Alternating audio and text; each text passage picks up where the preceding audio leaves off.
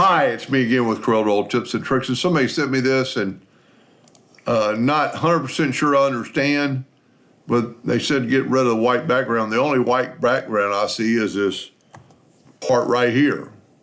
The letters are actually white on top of there, and the letters are actually white on top of there. So I don't know if they want to get rid of this outside edge.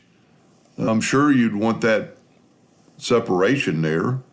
So what we could do is nudge that out of the way and take this and go to the boundary tool and create a boundary and then move it over twice. And then just kind of manually take a 2-point line or even the 3-point curve line. But this is pretty straight, so just go from there to there, there to there, take the virtual segment delete key and delete that line. And as always, take the Smart Fill tool to fill that in. And then we're going to left click and right click on a white. Well, actually left click on white. And then we could nudge it back over, go up to Object, Order, Back a Page. And we actually have to put the yellow background on the back of page because it's now in further. So that way you've got the white edge is gone and it's still got the white in the middle that's showing through. And basically that's just because that white is behind there and you can see it disappears.